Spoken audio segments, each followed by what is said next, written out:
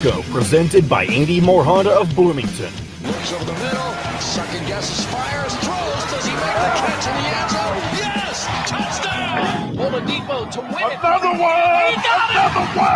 Another one! Huge hole! He's at the 30! He's gonna go! 10, 5, touchdown! Jonathan Taylor! Worked out by Burke. Bounces into Cody. Puts it up. Scores! Now, from the Golf Club at Eagle Point Studios, here's your host, Jim Coyle.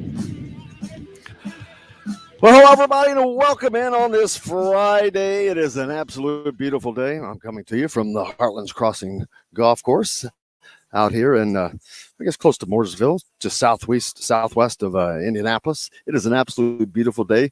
The Metro Indianapolis Board of Realtors having a great scramble out here today, so we're out for charity. So looking forward to coming out and being a part of that. Bob Kravitz is going to be out here playing today, and some other guys we've got. But on the show today, Alec Lasley is going to get us caught up on Indiana basketball. Charlie Miller will be joining us as well. So we've got plenty to get to.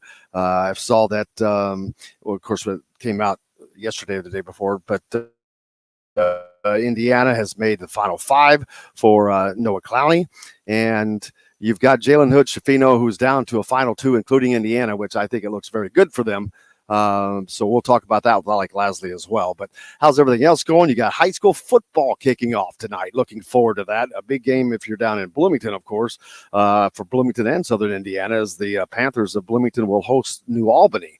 New Albany is supposedly has a good team coming back. You got Bloomington South, who's always pretty solid, and they've got the McCullough brothers playing for them. So that's going to be something great to keep an eye on there as well. So looking forward to talking to everybody today and enjoying this beautiful weather. Hope you guys are doing well. I'm going to have some problems reading these comments today. I'm going to have to scoot closer and start squinting, but appreciate Dwayne joining us. Hello, everybody, and Ross as well. Hope you guys are having a happy Friday.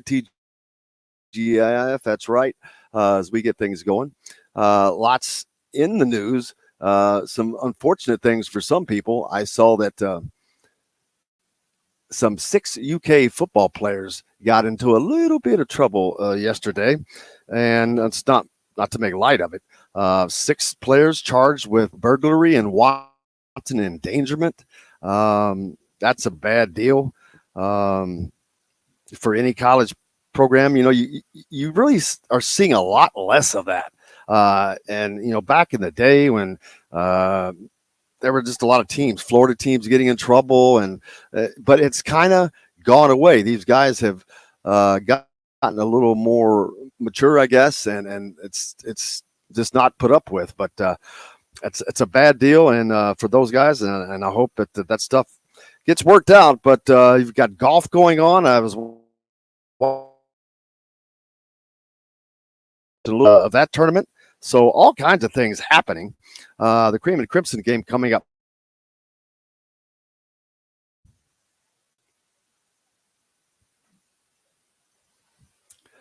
Well, John is not there. Also, the Big Ten, Pac-12, and ACC are expected to make a formal announcement about their alignment soon, perhaps as early as next week. Multiple sources told The Athletic it's not clear yet on the specific announcement will be, because there are so many details to iron out, of course. Although administrators in all 3 leagues have stressed in recent conversations that issues of governance can and should be front and center. So, great power grab in pulling in Texas and Oklahoma. But now guess what?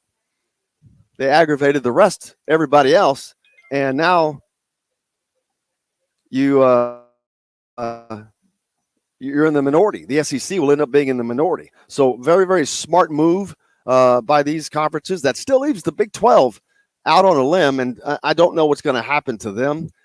Really, they're with this. That maybe keeps them from going under, and they'll just have to add a team or two, which will force Texas and Oklahoma to have to pay that gigantic buyout of some $80 million.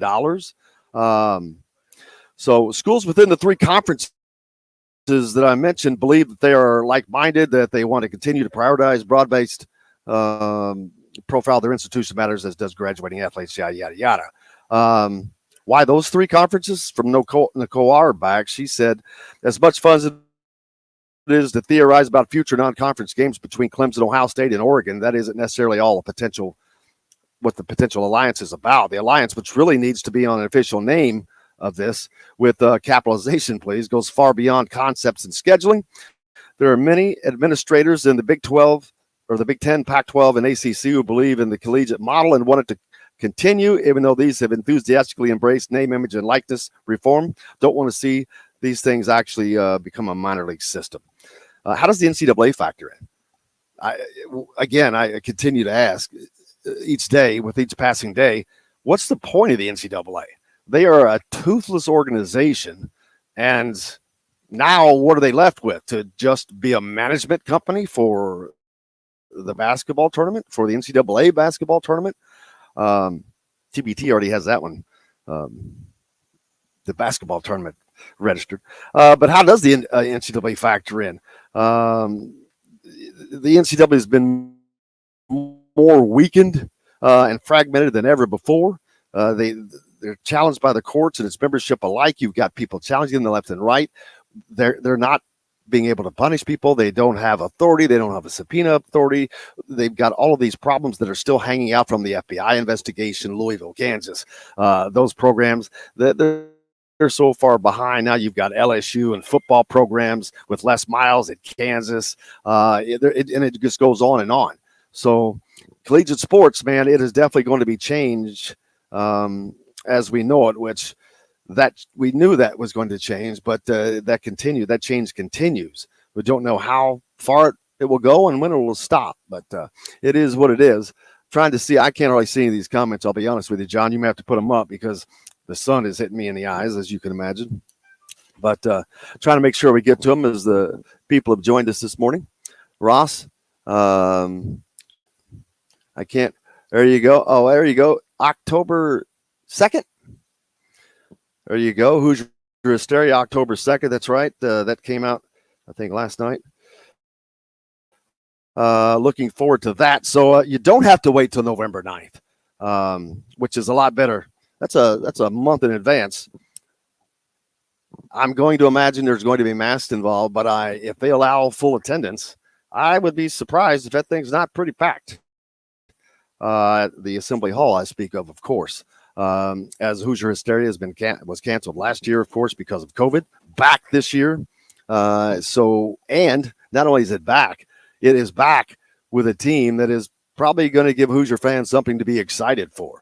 We saw in the Bahamas that they are not only competitive, but they are a team that's going to be reckoned with. We just from the stats, we're able to tell you have a multitude of guys that are going to be a factor for this team, which was an issue last year. They didn't have that. They didn't have options. They did not have guys that could be counted on to score, to do this or that. Now you have an entire roster of guys that have different roles and they can do different things. So that would be great. And I got to make sure I keep on the time. Literally, the sun is hitting me right in the face, and I am having trouble seeing what time it is. There we go. It's 13 minutes past the hour. Cool. John, let's see. We got Charlie Miller joining us today, Alec Lasley, I believe, and also we may talk to Cheryl, my good friend Cheryl Sizemore, who is with Remax Realty, putting this lovely event on. It is a charitable event for both Monroe and Morgan counties. So a great event there. And it's just a perfect day. It's probably going to get kind of warm, I promise you, because I can kind of feel it already. But never seen this course or been here. It's a dunes course, but if you can see in the background, man, it's kind of a cool looking backdrop. I'll step out of the way. Looks like the British Open, man. That could be very bad news for me. So hoping you guys are having a good day and enjoying yourselves and looking forward to a great weekend. John, what else we got coming up? We have sound from Nick Sheridan as well as Charlton Warren. You know what? Yeah, we didn't get to hear that yesterday. Are we close to the break? I can't see what time it is. Is it? We've got 3 minutes. Yeah, does the sound last longer than that? If it does, we'll just carry it over. We've got, they're both about a minute and a half. When is the Cream and Crimson game is 1 week away, correct? Yes, I believe so. And I believe it is on a Sunday. Yes. So looking forward to that. that's another opportunity for Indiana fans because that is going to be open to the fans. People are planning on going. I'm interested. Indiana has never drawn well for a scrimmage game.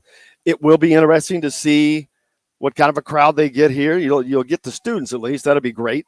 But it's going to be interesting to see what kind of crowd shows up for this. Looking forward to it. Looking forward to seeing that team in a little more in depth than we have in practice. So that'll be a great opportunity. But just a great opportunity for the fans to get out. They haven't been able to do that for 2 years. Get to see Michael Penix and see a few other guys. Jack Tuttle and Donovan McCulley, man, he's looking good. Tonight I mentioned the high school football kicks off in Indiana. If you're out and about, go to a high school game, support the high schools. It'll be a big game. Bloomington North is at home. Edgewood's at home. That's down in the Bloomington area. I'm currently up in just southwest of Indianapolis, and a host of games there. We'll get that lineup listed out for you as well later. But we've got a lot more coming up here on Indiana Sports Beat. Coming to you from the Golf Club at Eagle Point Studios mobile unit here at the Heartlands Crossing Golf Course today. We'll be right back to the Golf Club at Eagle Point Studios for more Indiana Sports Beat Radio with Jim Coyle, presented by Andy Moore Honda of Bloomington. Hey, Hoosier fans, whether you're looking... Jim, did you finish calling for break or did you cut out?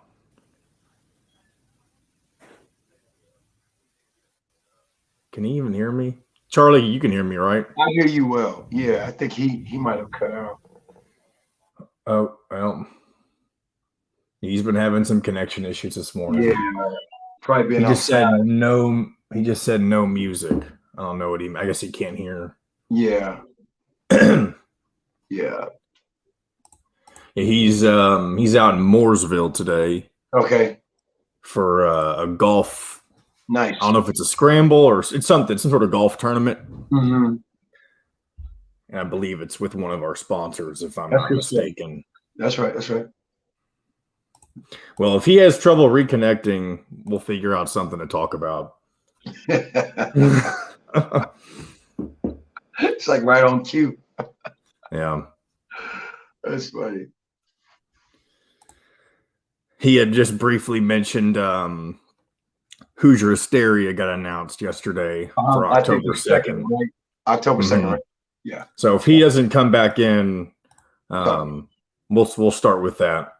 Yeah, we'll talk about that, and then if you want to, here we go. Okay. Let's see if he can connect correctly.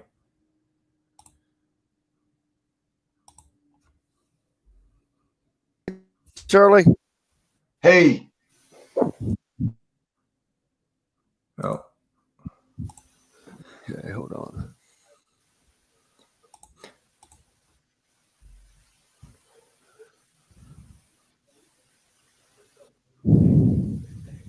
Yeah, that the elements, man, and the internet. It's an interesting mix when you're outside.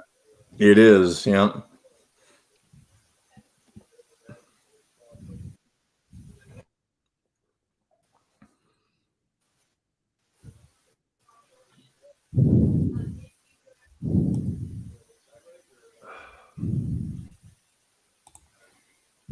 May have switched on to a better network.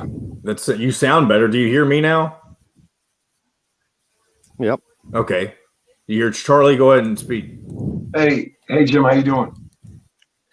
I'm doing great, my friend. How have you been, buddy? Good, man. I appreciate it. All right, Alex here too. Alec I'm gonna go ahead Lasley and bring us in. Coffee cakes and much more. Sam's Place in Broad Ripple has wings, tender steaks, and seafood. Sam's Ale House in Carmel and on 86th Street in Indy have a long list of craft beers and all of the right foods to go with.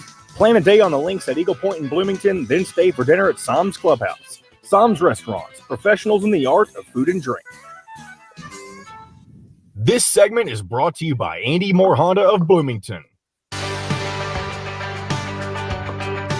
Now back to the Golf Club at Eagle Point Studios for more Indiana Sports Beat Radio with Jim Coyle, presented by Andy Moore Honda of Bloomington.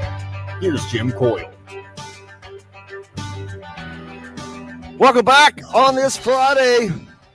TGIF. Charlie Miller joins us now, as well as Alec Lasley from the Hoosier.com. Gentlemen, how are both of you? Good. How you doing, Jim?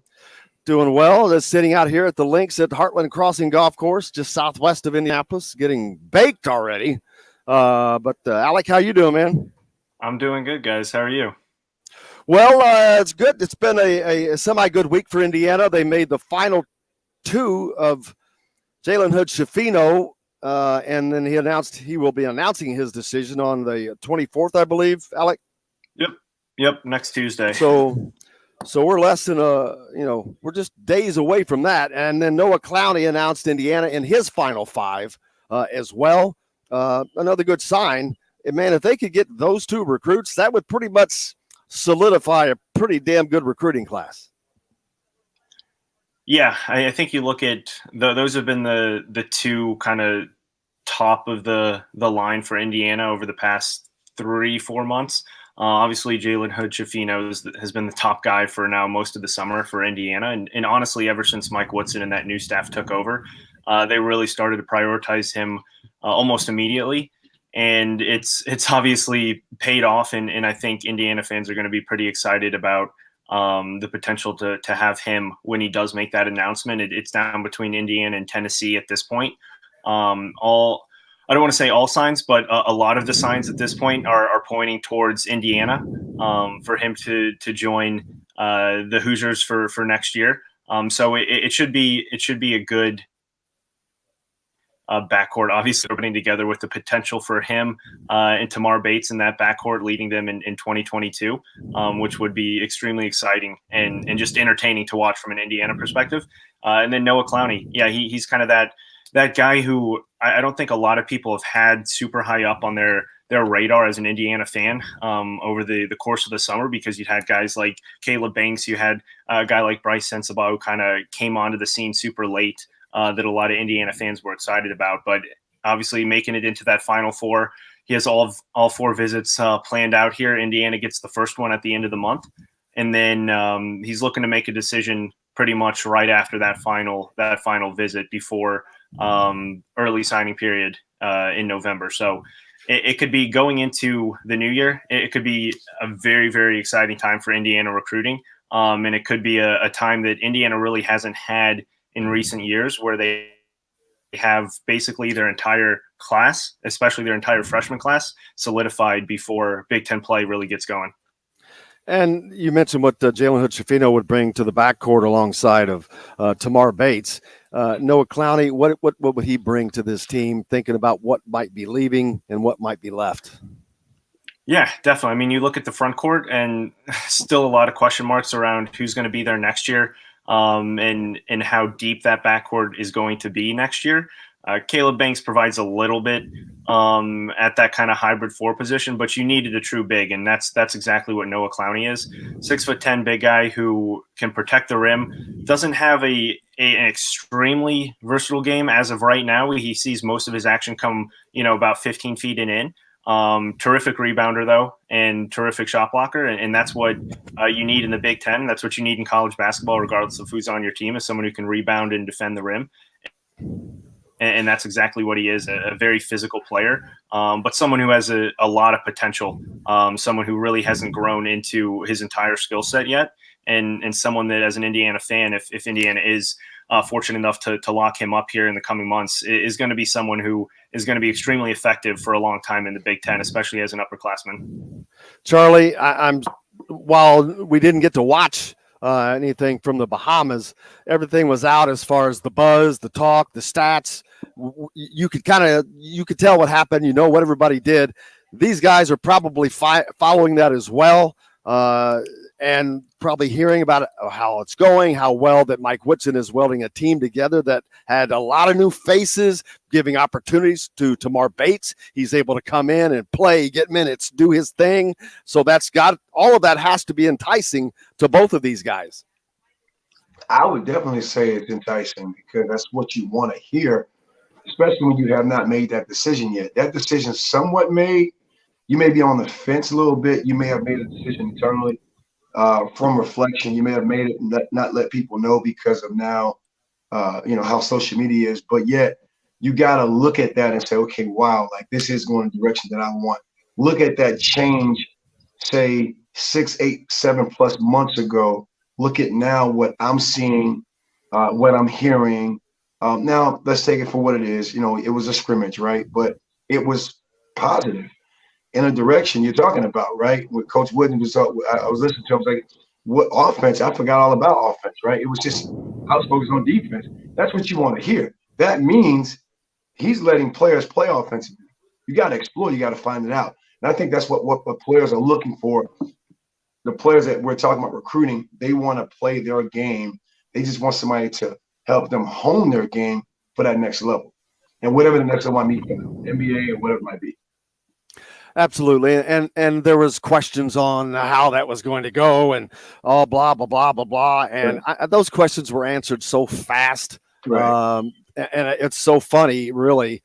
I don't know that I've ever seen someone doubted so much and then quickly wiped questions away as those were, as far as recruiting and development, all that stuff, how that was, if Mike Woodson was going to be able to do that, it almost becomes laughable now to think about that. But they are. I want to say this, and you say that because you're going to doubt it in a sense. You're going to doubt it because of what you've witnessed and what you've seen for the last several years. And I don't say that as a slight, right? It's a whole different system. So there's a paradigm that all fans, myself included, we've lived into. So you're trying to question, what are they going to do? And now all of a sudden, you hear about the performances offensively, and you look at the box scores. Wow, everything's been pretty impressive. That was like, go play, almost at the hyper. I don't know if it's called the hyper anymore. It is to me, baby. It'll always be the hyper. All right, go play, and we'll figure out offense. We got to just figure out where we're going to stop people and make it tough for them to score. And I think that's what put the questions aside. We're in good hands. Well, and Charlie, let me come back to you real quick. Mm-hmm. Defense was unbelievable down there, apparently. And how hard defense is hard to play as a team because it involves the team doing things together. To have come together that quickly, and I'm sure they missed some assignments. I haven't seen the film, but they couldn't have missed too many because they did pretty well. But man, to be able to play that well defensively together that soon, that has to be an unbelievably positive sign. I don't want to take away what you're saying. You're correct, but if you think about it, that's the one thing that attitude and effort can always be present on. You're not always going to have an on night offensively. You can always be on defense because it's sheer focus and concentration. And I think the buy-in paradigm shift, is let's let defense create our offense, old saying. And I think that's what you heard. I think that's what we saw, at least on the box scores. Right on. Alec, now let's say you can't count on either of these dominoes to fall, but if, let's say, one or both fall, where is Indiana's focus shifting right now? I know that they've already been looking at a number of 2023 kids, a lot of offers out there. Are they able to just switch away and continue looking forward now? Yeah, definitely. You look at now, it's not going to be the case come next year, but let's say they were to land both of these guys, they're going to be 4 scholarships over the limit for next season. At the end of the day, that's not going to be an issue, right? Because I don't think anyone expects all 7 eligible seniors to actually stay for that extra COVID year that they have, especially some of these, other guys like Trace Jackson Davis, not expected to stay another year too. So you really kind of switch your focus to not only 2023, and I think that gives you a huge step up on the game because a lot of teams are still going to be recruiting for next year. But at that point, you've pretty much solidified that main core for the next 2 to 3 years, and now you can focus on building on that for 2023. But I think you're still going to see Mike Woodson and that staff come springtime focus in the transfer portal, and I still wouldn't be shocked if they try to snatch another transfer, whatever way that may be. The way that he wants to build this team is a great mix of young talent with experienced talent. And obviously the only way to do that is grow old and get those 2 to 3 guys in each class who are going to be there for at least 2-3 years and know how to run the system, but then also get those guys from other high major conferences like they did this year, who have played in 80 plus games in their career, to actually come in and bring that other experience that maybe Indiana wouldn't have, just because they are looking to lose a lot of bodies over the next 2 years, and there's no way around it. And the only way to get old and stay old is to obviously bring in experienced players every single year, but then also have that mix of 2 to 3 year players who want to, obviously stay at IU, but who are going to stay at IU for the long haul. Leo, Galloway, Lander, are those three of the names that may fit into that scenario? Yeah, I mean, I think the one wild card there is Christian Lander. He didn't play a ton down in the Bahamas, and kind of looking at what Indiana has in the backcourt, not only for this year, but then the potential for next year as well. It'll be interesting to see how he fits in everything moving forward. I think he's going to have a good year. I think his role is going to be different than, again, what people may have expected, especially just all of the buzz of him coming in a year ago and everything that followed him from high school. So I think people not only need to kind of lower the expectations a little bit of what they expect to see from him, but just understand that, again, this may still be another learning year for Christian Lander, and look at it as this is still his freshman year due to the fact that it's an entirely new system. COVID obviously impacted so much of the offseason going into his freshman year. And so he's still developing, and he still has a lot to learn. And he still has a lot to learn to at least be a really impactful rotational player, let alone a starter in the Big Ten for 30 games in a season. So he's the one wild card coming out of the Bahamas that I think a lot of people are still trying to kind of see where he's going to fit in with this roster, especially with the emergence of Tamar Bates right off the bat. Charlie, how hard is that for a kid that was he came in too early? He was coaxed in to coming out of high school too early, and he has suffered, and then was not given a lot of guidance on top of that. So he was kind of a lost year, other than maybe building his body up through Coach Cliff Marshall. I don't know that he got a lot of basketball out of last year. He was not the guy that was getting to run the show, so he wasn't there. And I doubt that he was a focus in practice. So it's almost, I hate to call it a lost year, but it's almost a lost year for Christian. Well, on the court, as far as games go, as far as I think we can see, right? Because I think there's always gained experience. Again, it just may not be the way that we all probably projected or saw it. And I can probably also imagine it's probably tough on him because no one's talking about him like they talked about him 18 months ago. Right. And that, to me, is kind of where I'm more so at with him is, okay, where is he at mentally? Because he's not being talked about. And that happens. But this is also why you are at a Power 5, Big Ten school like Indiana. You belong. You got to show it every single day. You with the staff that's about proving yourself daily. So I'm hoping that this is going to be great for him in the long run, where, he can see he can give himself an opportunity to develop. Trace Jackson Davis is also someone I know everyone says, oh yeah, he's this is his last year, he's going pro, blah, blah, blah. And I'm thinking, well, okay, that's nice to say, but right now, and this is not about being ready. I hate when people say, well, he's not ready. No. It's not about being ready. The NBA decides when someone's ready. Yeah. I'm not talking about him being ready. I'm talking about, man, he's known that there are certain things he needs to have done over the course of a couple of years. And after 2 years, when you don't see that, you wonder, okay, maybe not getting the right instruction. But when you have multiple regimes that have been there, it really makes you start wondering, is it just a guarantee that he's going to leave? Because he's got to have, he's playing well underneath and is going to play well underneath. But if he does not develop that game, and I don't know how he can develop it that quickly, but for them to see, is it a guarantee that he's going to the NBA? Alec, you answer that. I got something on that, but I want to Alec. Yeah, I mean, you look at it a few different ways, right? I mean, the biggest thing with him is he would now have been there for 3 years if we talk about him coming back for a senior year. You have an entirely new coaching staff. You have someone who's supposed to be able to develop you to get to the next level. That's the whole reason why he, again, stayed for this season.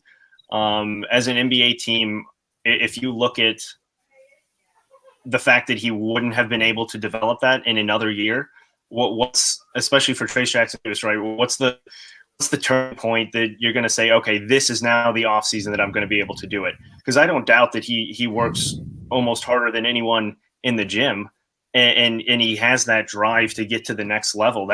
That's nothing that he doesn't have. But if he's not going to be able to do it this summer,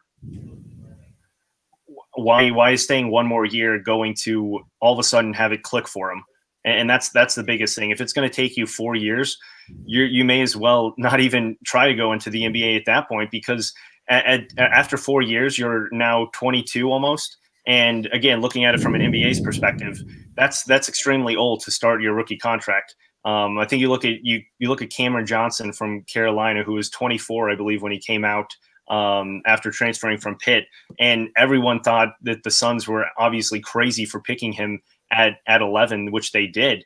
But there were a lot of question marks around starting your rookie contract at 24 and really having a lot to develop. Obviously, he has developed in a really good way. But a lot of those guys 4 years and are really, really good college players are just that. They're really, really good college players, and they just struggle to find their way in the NBA because there's just a couple things that they just were never able to develop in an extra year in college. I just don't think is going to make him any more NBA ready than it would if he were to leave after this season and get that experience playing against NBA guys or G League guys. Yeah, and that's kind of where I was going to go. I mean, you had a better take than I did because you went to levels I wouldn't think about Cam Johnson, but true.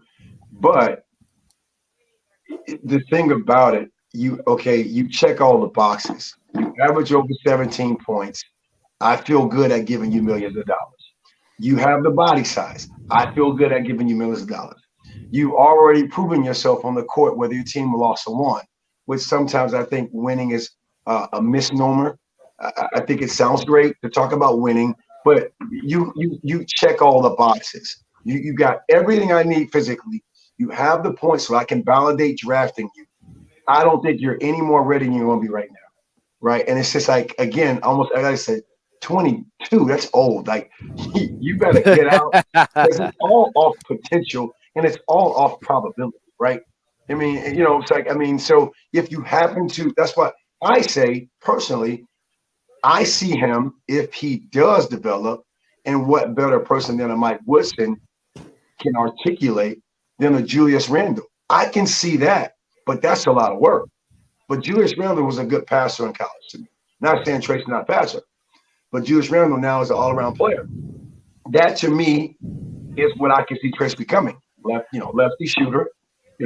Anyway, but so that's just my take on that potential. But yeah, I think he's ready, and I don't know what else he's going to have to do other than just really crap out this year, pun intended, to not go. Alec, what's coming up next for Indiana basketball? There was the announcement of Hoosier Hysteria, by the way. Let's don't forget that. Yep, for October 2nd. So that'll be they're still obviously deciding on the time for to see what the IU Penn State football game is going to be to kind of work their way around that. But yeah, it should be obviously super exciting just to create even more buzz around all the excitement surrounding the program right now. But yeah, the next thing for Indiana, Bryce Sensabaugh, another name that we haven't really talked about a ton today in that class of 2022, is going to be making another list cut from 8 to 4 this afternoon. At this point, I would be more shocked if IU made the cut than if they didn't.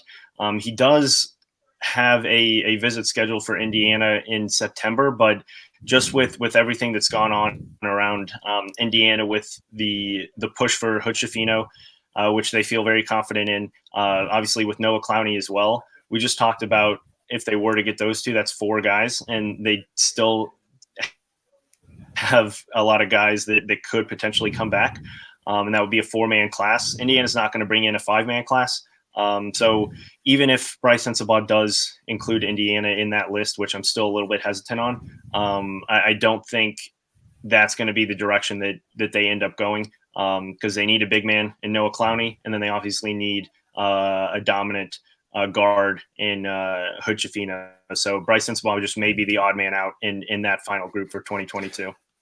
Dominant guard reminds me of a man named Charlie Miller. Yeah. Glad to have him here with us today. Alec, glad to have you joining us as well from thehoosier.com. Make sure you give Alec a follow for complete premium coverage. And as a matter of fact, the Hoosier.com Indiana Rivals has an incredible deal right now. For 1 year, you can, was it $22? It's $1.68 a month, basically. But it's like $22 total for the entire year. That's crazy. Go to thehoosier.com and get that set up. You get the complete coverage. Alec, thank you so much, man. We appreciate you as always. Appreciate it, guys. Have a good one. Thank you, Alec. You bet. I'll be back with Charlie Miller from the links at Hartford Crossing Golf Course here in Southwest Indiana. Back with more Indiana Sports Speed Radio right after this. We'll be right back to the Golf Club at Eagle Point Studios for more Indiana Sports Beat Radio with Jim Coyle, presented by Andy Moore Honda of Bloomington. Whether you're looking for... Hey, Charlie, how you been, buddy? Good, man. Good, man. Camp season is somewhat over. Yeah, it was. I mean, that was for the summer. So spring, summer is over. I have one camp I think I told you about, going to Stoughton, Wisconsin, right outside of Madison, about 30 miles. That's in October. That'll be a little chilly. The weather will be nice. I like the little I like that little Midwest, kind of fall, cool mornings. That's the place to get it. Yeah, you don't get to see this in Dallas. Yeah, when is that in October? The 22nd, I believe. Oh, late October. Yeah. October 9th, I'm going down to Ole Miss. Okay. Indiana has a bye that week, and so I'm going to go down there and visit my daughter. That's right. Charlie, do you, and you may not know this yet, but do you want to stay on Fridays regularly, or do you want to go back to Mondays? No, Mondays. I don't know what your schedule's like. Yeah, Mondays, because I'm back. Like, okay. Yeah. So man, you're gonna love it. We'll have Don Fisher starts to join us on Mondays, just for a segment, but a couple of weeks. Your old buddy Don. Yeah. Yeah, I'm back Mondays. I'm glad you guys are open to having me on this day. Buddy, whatever you ever need, my friend. Yeah, appreciate it. But Don, I think it's in 2 weeks maybe, but Don will be on at the top of the hour with us starting then. Okay, good. How long has it been since? Well, I'm sure you saw him when you came back to visit, but remember, I when I first got back going with you on the show, remember Don was on the call as well. Oh, that's right. I kind of come in right after Don. Forgot about that. Mm-hmm. Yeah. So we were kind of like post game analysis Don would give, and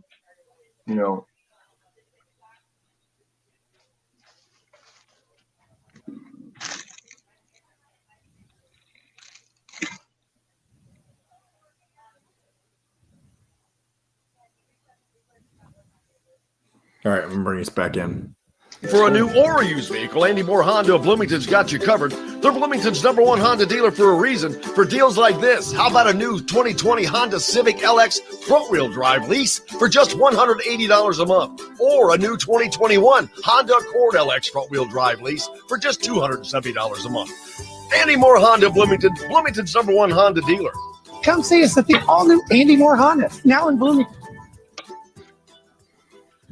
Today's guest is brought to you by Reynolds Family Dentistry of Sellersburg. You need $1 million smile for those championship photos, and that's exactly what you'll get with Reynolds Family Dentistry.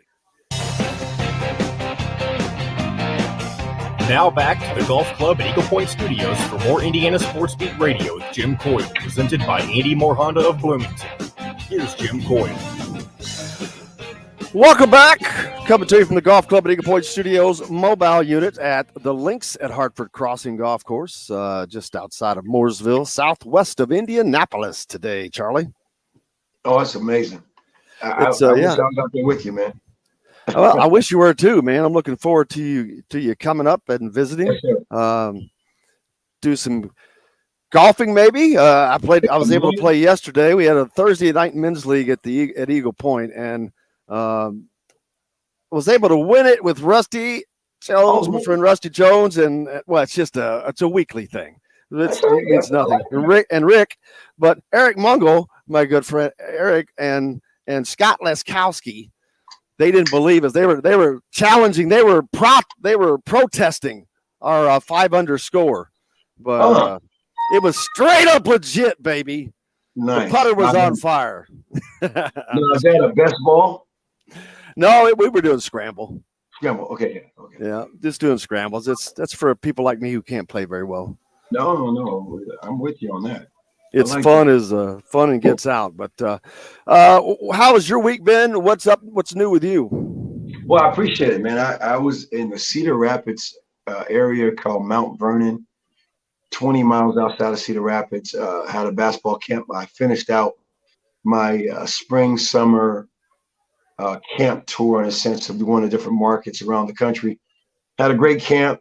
Always good when I have high schoolers help. I had some high schoolers help out and assist with the camp. And a player that's going to a Division III school, he's but a sophomore. Because just like I, in reflection, now know, as I told one guy, when you learn to teach, you learn things twice. And I think that's what they all said, because you're trying to teach 3rd grade through 8th graders the game of basketball in the best way you know. But just being open and receptive, that's what they all said to the boys. Like what you said, like not only did I learn, like I have things now I'm getting ready to probably partake on and do as I was helping other people. I was like, that's what happens when you're in action. You end up discovering more stuff. So anyway, that was that. Have fun. Now I'm looking forward back to getting on Mondays, coming back with you on Mondays on the show that we have. So that's that, man. Some bad news down from your old neck of the woods. Rashawn Jones charged in shooting death of his former Hurricane teammate, Brian Peda. I was just talking earlier. There's some problems with Kentucky. 6 Kentucky players were arrested on burglary charges and wanton endangerment. We had gotten so far away, it seemed, from college football players getting in trouble a lot. I mean, of course, it's going to happen. They're kids. It doesn't matter if they're football players or not. But there was a time where it was just bad, and then it seems like we've gotten away from that. And kind of a run here of bad things, which I hope that's not any sign of anything to come. But just a bad deal. And I remember that story vaguely with respect to what I'm saying by saying vaguely. But think about that. That was 2006 that happened. And so that means they've been researching, investigating, and now they find probable cause, man, unfortunately for both sides. But the teammate, wow, so I saw that yesterday. Yeah, a sad thing there. Indiana, of course, getting closer and closer to their football season open, September 4th at Iowa. Next week, you've got the Cream and Crimson game. It's going to be a very exciting season for if you're an Indiana fan, with so many of the programs playing at a high level, like they said. You've got women's soccer, men's soccer, both as well, men's and women's basketball, football, baseball, swimming, and diving. It could be a very, very fun year for Indiana athletics. But the basic facts are, if football and especially basketball aren't doing well, it's just like everything else is not, it's nice, but that is just such a downer. But I don't think that's going to be kind of a case this year. This could be spectacular. Right. And then I think if you're a true fan of the Hoosiers all around, football, basketball may not be doing well, but you know about those other sports that keeps you happy. Baseball, softball. I mean, no respect to softball, like soccer. We talked about that. But now, just so happened that you have all the sports doing well. Man, it's a lot to look forward to. I can only imagine that campus just being a buzz.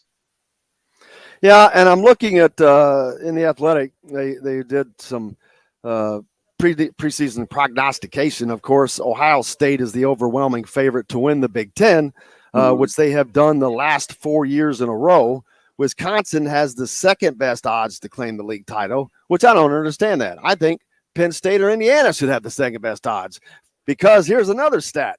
No team from the Big Ten West has won the conference since the league adopted its East-West format in 2014. It's time to scrap it. The West is so weak. I don't care about geography. In this day and age, geography is irrelevant. You've got conferences that have the Big 12's got West Virginia in it. Give me a break. So your geography doesn't matter.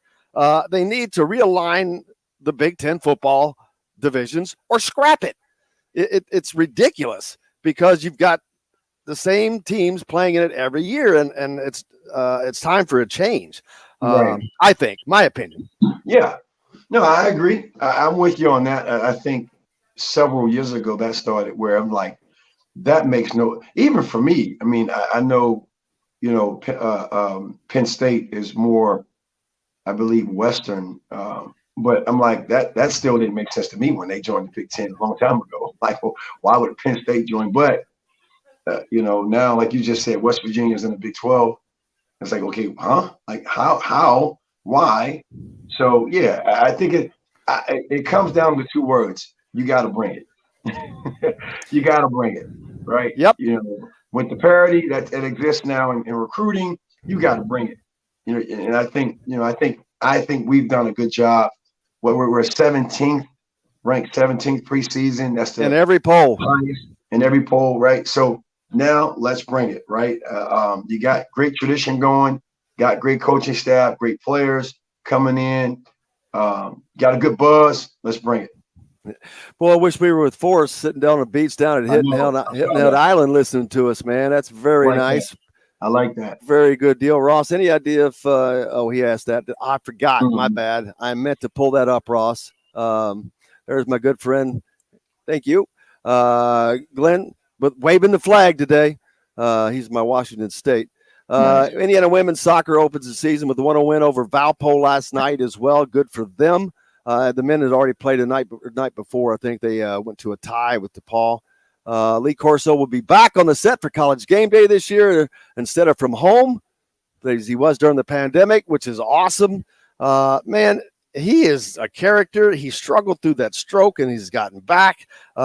He's just funny. It's great to see people like that still able to appear there instead of everybody getting replaced with the next hot 23-year-old thing. Right. It's funny to see him on there, but glad to see him back.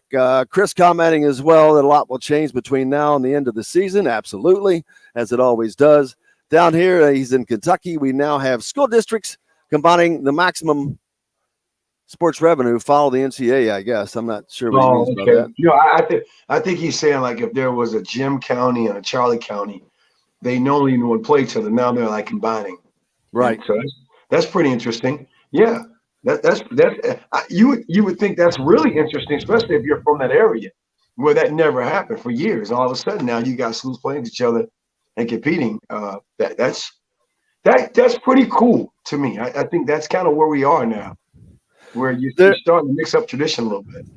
I think this was just before you joined, but I was talking about we're expecting an announcement between the Big Ten, the ACC, and the Pac-12 in that alignment. There were what it's going to be, how it's going to be, which, man, for football, the ACC brings nothing to that deal, but I guess because of basketball. But they didn't need them for basketball since you already have the Big Ten ACC Challenge.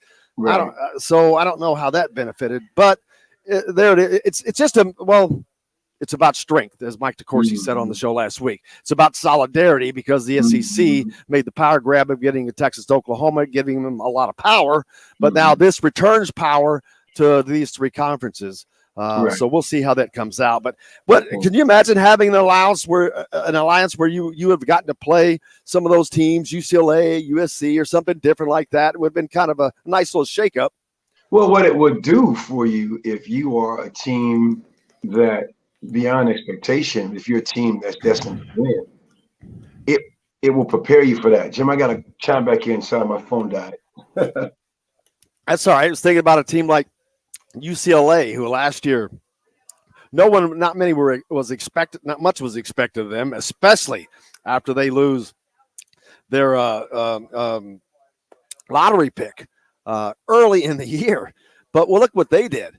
They were able to regroup, got it back together. Mick Cronin, along with his assistants, like our good friend.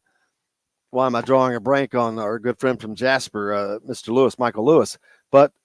And they made that run, a run that was still and probably ended on that crazy last second shot by Gonzaga, who I knew was not going to win the NCAA title. Now, that's another question.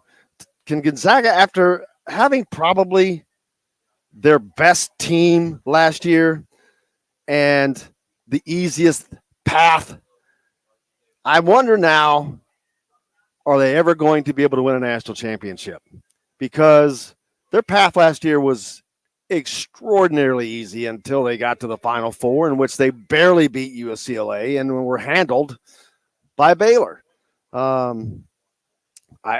think playing in that league of theirs, that weak league, is just doesn't exactly what Charlie was just talking about. It does not prepare you for what you're going to face. See if we've got any of the comments that I have missed so far. If I missed any of them.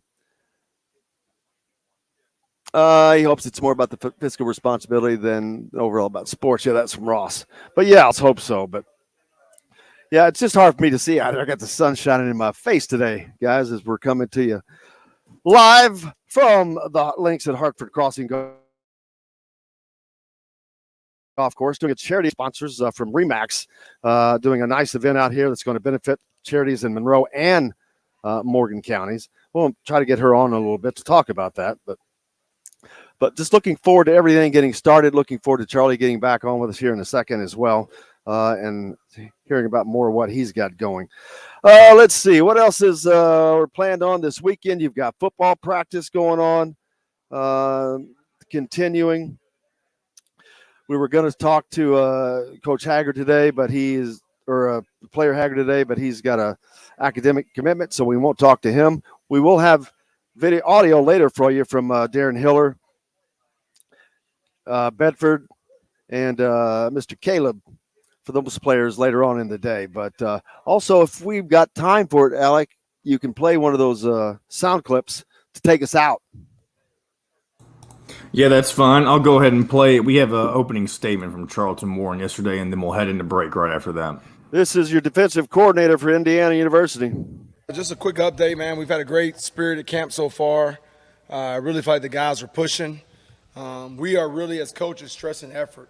It's not about the calls, how many calls. It's really about the execution. So we've put a lot into just running to the ball and hitting and tackling in the open. That's really what the game of football with space and these big old linemen, we got to be able to do that. So we put a premium on that. We were able to get through our install, get everything put in, and then it just became so much about fundamentals, pod work, segments, a lot of different things just to reinforce the techniques and the fundamentals. Because for us, we got to do and be great in the little things. We can't beat ourselves with penalties. We can't have bad technique. We can't have bad hand placement. We got to hold edges to the defense and keep leverage. And our guys are doing a great job of buying into that, and we're pushing them every single day. It's going to be a long season, one game at a time, but our guys, they've been doing a great job for us, and we have several more days of camp, and we're looking forward to finishing out strong. That was Indiana's defensive coordinator, Norm Charlton, talking about what they've got going. We're back with more Indiana Sports Beat Radio right after this. We'll be right back to the Golf Club at Eagle Point Studios for more Indiana Sports Beat Radio with Jim Coyle, presented by Andy Moore Honda of Bloomington. Hey, Hoosier fans, whether you're looking... Did you say Norm Charlton? I probably did. Pitcher for the Reds, man. Oh, man. It happens. What is his first name now? He got me all screwed up. Charlton Warren. There you go. That's what, man, when you're God, I wish I could not think about 5 different things at once, because it always screws about 4 of them up.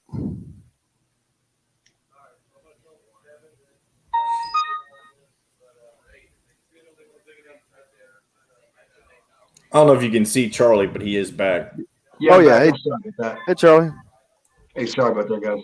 Oh, you're good, bro. Thank you. I'm sitting out here baking.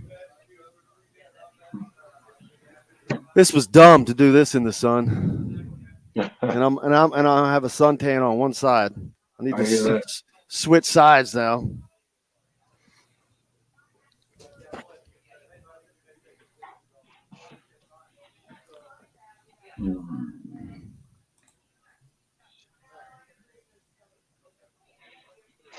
I'm hungry too.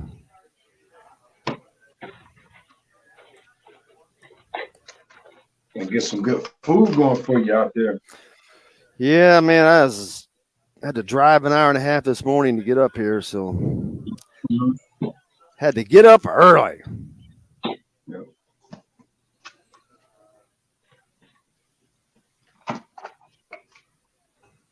I know Jim was up before me. He called me at 8, and I was still laying down. Normally, I'm awake way before him. He was like, "You still asleep?" That's the rarity, huh? I like it.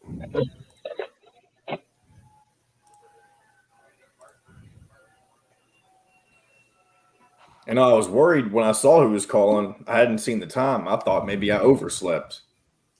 That's funny. Which thankfully has not happened since I've been doing this. Nope. All right, I'm going to go ahead and turn this on. Whether you're looking for a relaxing night with the family, meeting for lunch, hanging with friends, or on the golf course, Sam's Restaurants has multiple locations and something for everyone. Sam's Restaurant in Fishers has homemade coffee cakes and much more. Sam's Place in Broad Ripple has wings, tender steaks, and seafood. Sam's Ale House in Carmel and on 86th Street in Indy have a long list of craft beers and all of the right foods to go with. Plan a day on the links at Eagle Point in Bloomington, then stay for dinner at Sam's Clubhouse. Sam's Restaurants, professionals in the art of food and drink. This segment is brought to you by Bubba's 33 in Clarksville. Pizza, burgers, beer. Now back to the Golf Club at Eagle Point Studios for more Indiana Sports Beat Radio with Jim Coyle, presented by Andy Moore Honda of Bloomington. Here's Jim Coyle. Welcome back to the Golf Club at Eagle Point Studios mobile unit, coming to you from the links at Hartford Crossing Golf Course here outside of Mooresville. Today, pretty nice day out here. It's going to be a little warm, but I can't complain. Out here for Cheryl Sizemore and Remax Advanced Realty as they are help putting on the Metro Indianapolis Board of Realtors Charity Golf Scramble. Looking forward to helping out with that and raising some funds for those peeps. Bruce Feldman from The Athletic says that there was nothing fluky about IU football last year, having been around Tom Allen's program. I was really impressed with how hard the players play for him. Athletically, the Hoosiers upgraded their roster quite a bit in the past 3 years, especially in terms of the length and athleticism. A few years back, my TV crew for Fox Sports did IU's game at Ohio State. When we went to the Hoosiers walkthrough at their hotel the day before, when you eyeballed them in the parking lot, it looked like a team without offensive tackles, just a bunch of shorter-armed interior guys. The Hoosiers had a few elite athletes back then, especially Marcelino Ball, who looked like they could have started for Ohio State. Allen and his staff talked about how excited they were for young quarterback Michael Penix in the wings, and he has blossomed. Well, they did it last year, and I think they're going to do it again this year, Charlie. I really do. I think that I can say I think Michael Penix stays healthy, but that's just a guess, of course. If it's saying any, I can say I'm going to stay healthy. It doesn't mean jack. I hope that he stays healthy just for the fact that I'd love to see what the possibilities are for that team with a healthy Michael Penix for a season. It is just going to be exciting. They have probably built it to as good a place as they can be right now as far as the offense. The defense is on top. They have an incredible secondary. They've added to that and looking to have a good year. And they're actually looking to try to contend with Ohio State for the Big Ten East title. And I know that sounds crazy, but it's not. They lost by 7 last year at Ohio State with a myriad of mistakes that cost them the game. So 2 years ago, they lost barely at Penn State after daggone it, got knocked out with a concussion, but they were close on that game. This is a tough team. They've got a chip on their shoulder, but they still haven't gotten over that hump. They haven't won the bowl game.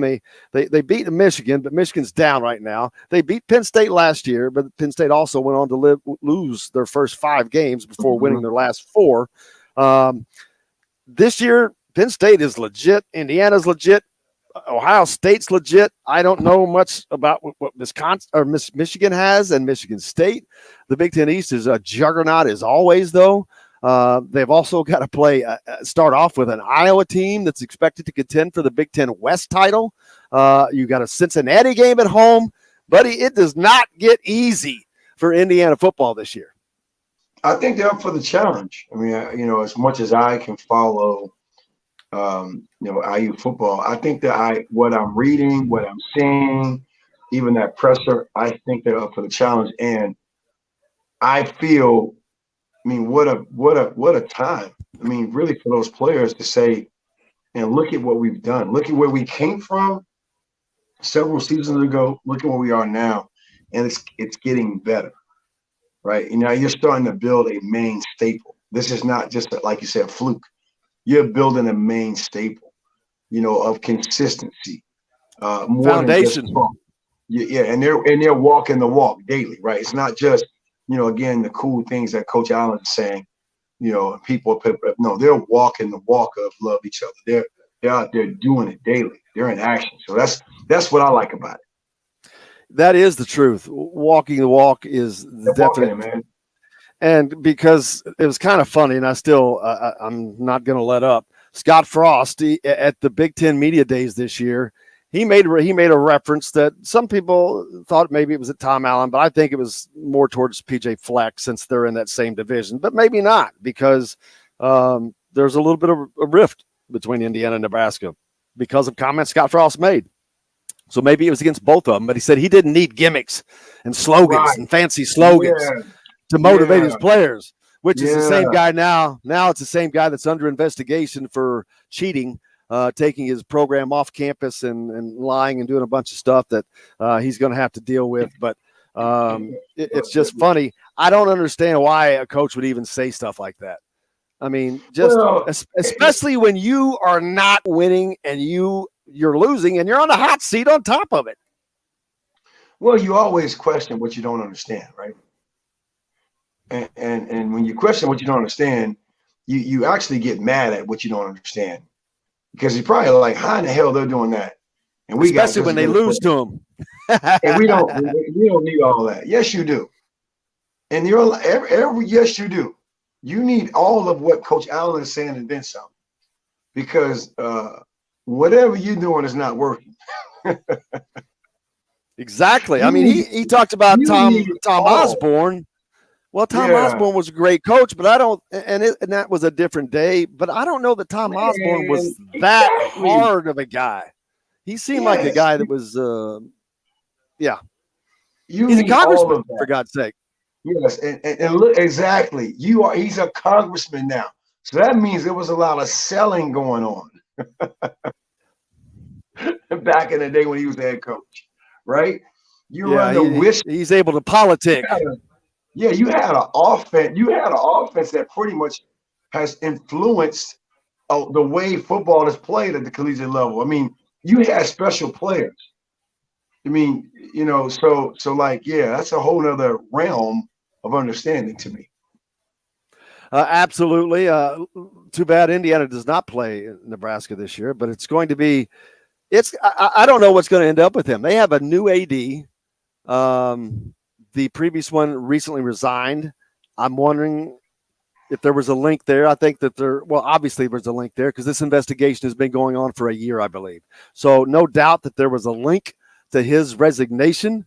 I don't know how Scott Frost will survive after this season, especially if he goes anything like 5-5.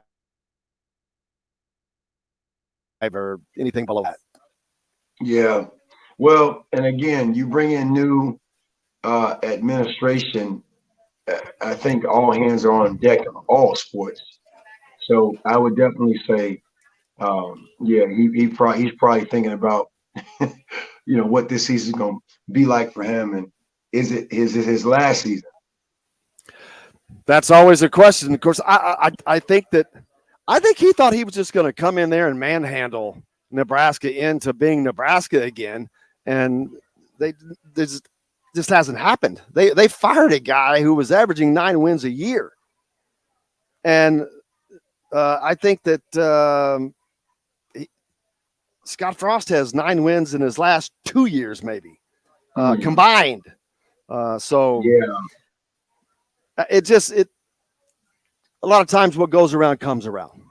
Well, yeah, and the lines run deep as far as paradigms, man. It's like, you got 9 wins in 2 years with the same players, you're trying to get better.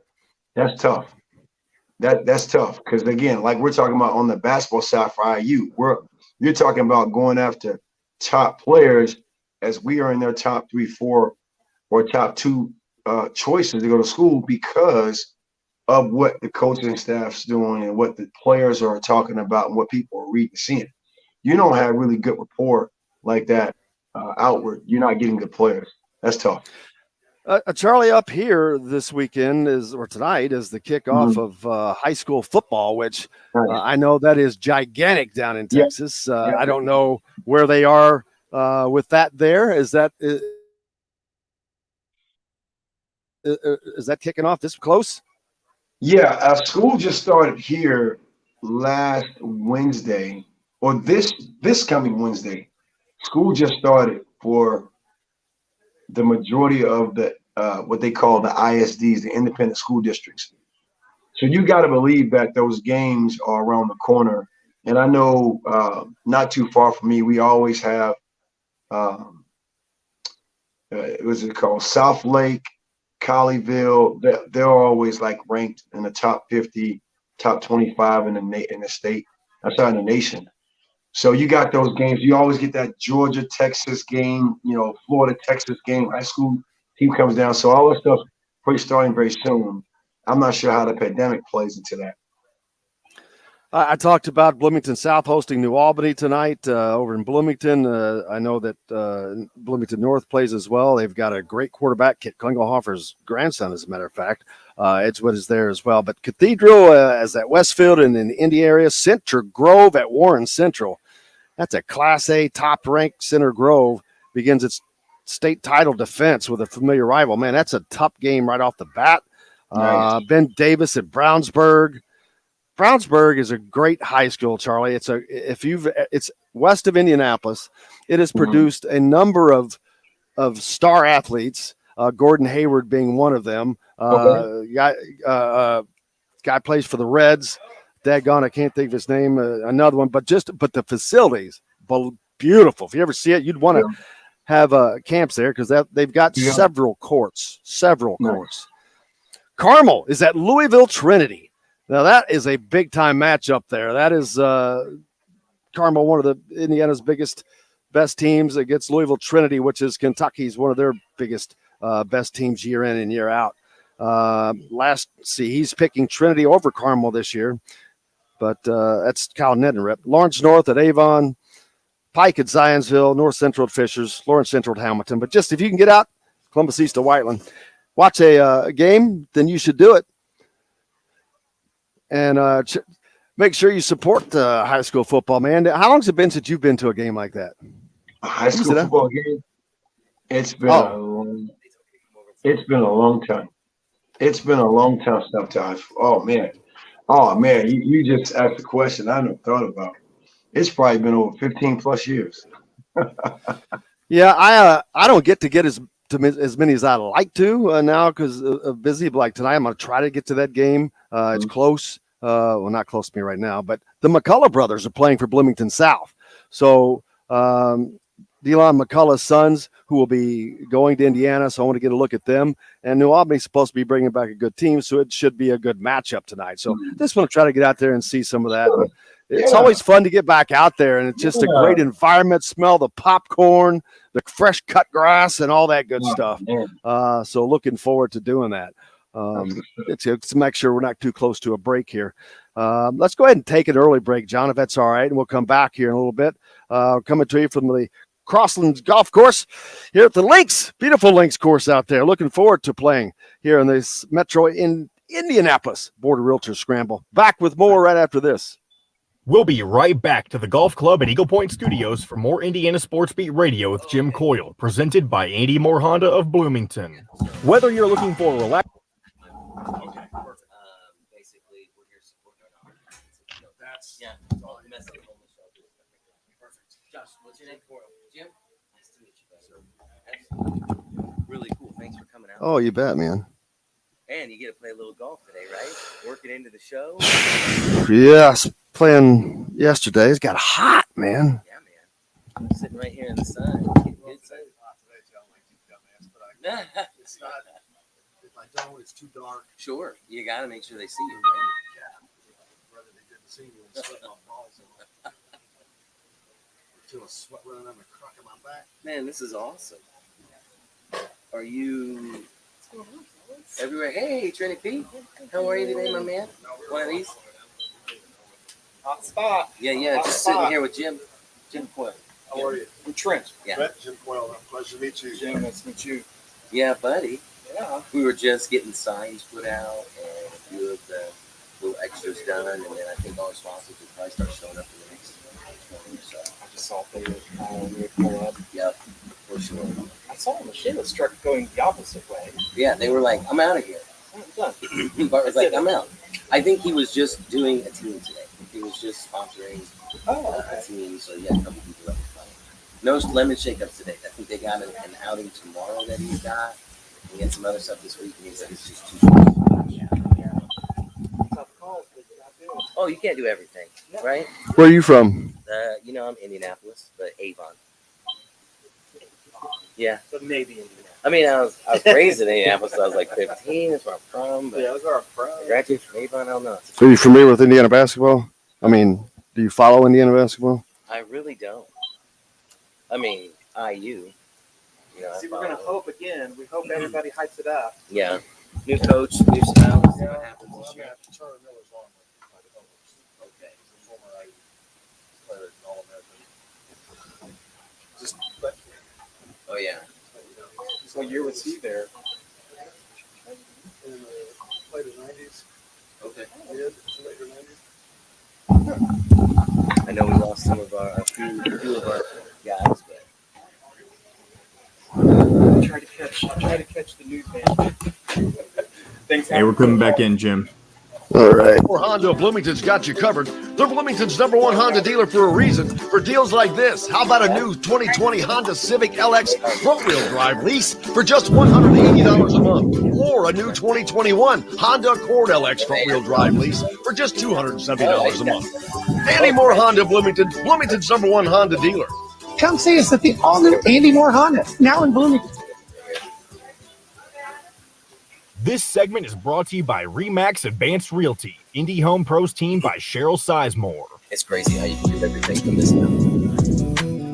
Now back to the Golf Club at Eagle Point Studios for more Indiana Sports Beat Radio with Jim Coyle, presented by Andy Moore Honda of Bloomington. Here's Jim Coyle.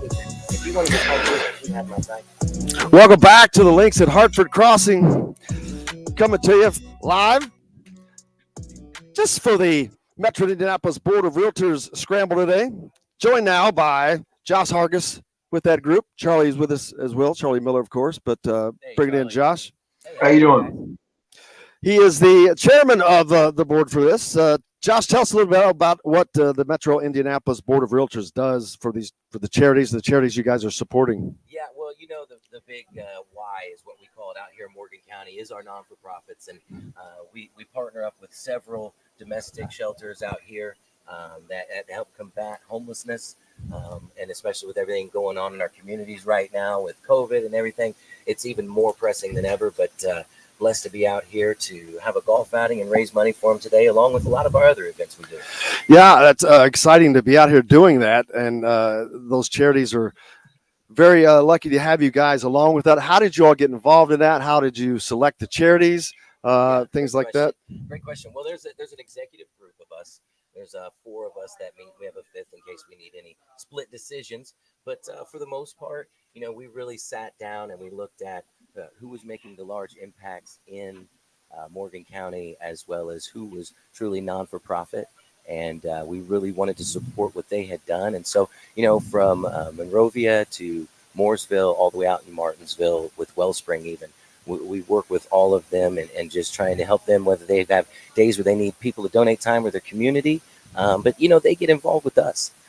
They reach out as well and let us know their needs and things like that. And so, we really kind of came together as a collective here in Morgan County and really rallied. And it wasn't hard to pick them because they were all so amazing. The hard part was, not picking more because there are more.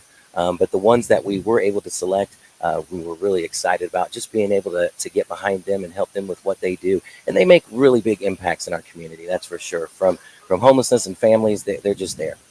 Charlie Miller's with us, and there's no one that him along with Verdell Jones, who comes on with us during the year as well. Both these guys are alike in service to mankind, service to community. Awesome. Charlie, I'd love we need to get you up here to do a camp to try to benefit this. He travels the country. That would be world great. Still. He travels the country doing those things, but need to get. That's another way to get you up here, man. Hey, I mean, that's what it's about. And I love what Josh, is that correct name? Josh? Yeah, he may not be able to hear you. He's actually Josh. Josh Hart. Yeah. Hey, sorry. It's hard to hear you. I want to make sure I say I right. don't have anything in the headphones. No, I love how you said, it was, the partnership, how it came together, right? And that's what it's about. It's not only about just donating dollars, it's donating your time. It's compassion. It's being there for people, right? And so I'm glad you all are able to do what you're doing, and that's awesome.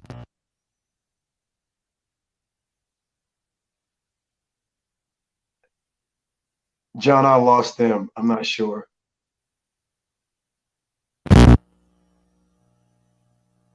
Whole event, we host get-togethers every month. We have socials in the area where we highlight local businesses as well. We try to get our realtors who are extremely ingrained in the communities they live in out and know about more of the businesses, more of the things that are going on, so they can help us promote that as well from the inside out.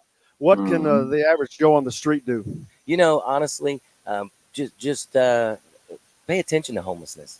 Homelessness and hunger are really big things, and a lot of people don't realize, because we have people sleeping in cars. You don't see them. People identify with homelessness most of the time as somebody who's going through substance abuse or maybe looking of a certain way, but they're really not. It affects everyone at so many different levels, and so I would just say be aware and get involved. If there's something local in your community that you can rally behind, find one. You don't have to do we've got 7 or 8 here that we do. You don't have to do that many. Just find one, maybe donate a day. If you want to donate money, you can always go to the Morgan County My Board Division groups. We meet here at Heartland Crossing in Morgan County every single month, first Wednesday of every month. And we come together. If it's not that, it's a social or it's an event like this that we try to do just to kind of keep everybody together, create that unity, but also be able to give back as well. Absolutely. So make sure you reach out and do that. We'll get that up. I'm sure COVID had a devastating effect on the homeless, because when people are willing to give, that shut everything down, including people being out and being giving and especially into that community. Yeah, I mean, it really did. And I think we're going to even see the impacts of it more and more as we go through the upcoming months and years. And so it's, if you're in a good place right now, find the time to donate your time at a shelter. Time is always important to all of us. And if you don't have that, find a local charity that you can get involved with and that you could donate to and find that your funds are going to 100% of their efforts. We'll get that up, all that information up on here later as well. But man, anything else you guys need to announce or that we haven't touched on? Well, the communities out here in Morgan County are growing. And, if you're not in Morgan County, take a chance to check out Morgan County. There's a lot of great things and great people doing really cool stuff. And Monroe County as well. That's right. They're just harder to deal with, is all. They're just down the road. That's right. All of our neighbors giving them out some there. Crap, man. We've got the mask mandate in Monroe County right now. Yeah, so. it's crazy times. But yeah, Josh. Thanks a lot for joining us, man. We appreciate you it. having us on today. We'll be talking about that more. We'll get all that information up there again for the Metropolitan Indianapolis Board of Realtors charities on that. So. Yeah, real quick, man, we have even our Realtor Action Day. We'd love to have some athletes, some basketball players come. We get involved with our boys and girls clubs here in Morgan County, do some really cool things from the ground up. So thanks for the time. Well, you bet. Anytime. We appreciate it. All right, guys. Thanks, Josh. Have a great day. Thanks, Josh. Josh Jardis from the Morgan County Metropolitan Indianapolis Board of Realtors, chairman there, talked about those charities. Love to give them any kind of help we can.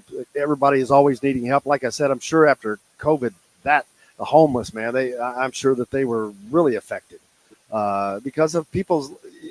You don't want to go around normal circumstances, Right. much less circumstances that are harder for you to go into. So let's hope that that goes on.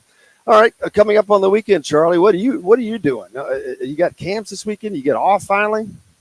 Yeah, and now it's just really probably a rest and recovery period. Still got training sessions and with players locally, and now it's just really a reassessment of where I'm at with the business model we've created and how can we make it better, right? I mean, that's the everyday journey of getting better and getting better, man. That's it. I don't know anything else other than that. So, man, that's what's the 1%, right? Just got to get 1% better every day. I don't know who came up with that, but yeah, everyone I mean, uses that and now. think It's about it, right? It's all arbitrary because I'm not respect to whoever can, but that's the openness I just have to it, man. It's like a play on words. It's funny, but it's how do I get better at getting better, right? Because even when you get to a certain level, you're gonna have to push to a level because you can't stay there, right? So, and that's the wonderful part. As I plug my wife now, Meredith Miller, that's the wonderful part of working with my wife because that's who helps me get better, where I don't have to try to be everything to everybody. I don't have to try to schedule workouts or schedule these things. I can kind of just show up sometimes knowing that she did all the hard work of conflicts and all that stuff. So, absolutely. Also, a little bit of bad news for the Purdue women's program. I saw that. She's being investigated for creating a toxic environment, let's say. Her name is Sharon Versup. She's under investigation for creating a toxic environment, hostile environment, according to a report in the Lafayette Journal and Courier. The newspaper cited a document from the university's Office of Institutional Equity, which oversees the investigation into whether Versup has been in violation of the school's anti-harassment policy.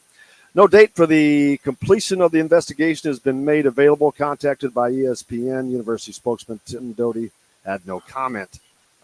It's amazing to me, and this is not the first time, when you see this in women's programs. Yeah. And not that they're any different, but it's you would think that they're more understanding of when, because women probably go through harassment more than anybody. Yeah, and think about it, right? I think overall, because a similar situation happened at University of Detroit Mercy with their women's head coach. Happened at Rutgers. And similar, I'm not accusations, whatever you want to call them, similar, players, saying, hey, here's a pattern of behavior that we don't condone. Parents got involved. It's just unfortunate. And you can't judge it because you're not there, right? You can't judge it because you're not there. And you can't go old school either to say, the kids aren't tough enough. Or you can't, because you can't judge it. This is a whole different day where everybody has a voice that matters. Whether you are the person that's scoring 0.01 points per game or the leading scorer. And because of that, that's the unfortunate part where now these young women have to deal with this because some may quit basketball because of this. They say their love is gone. And I'm not going to be the one to say they're not tough enough because you never know what someone's going through.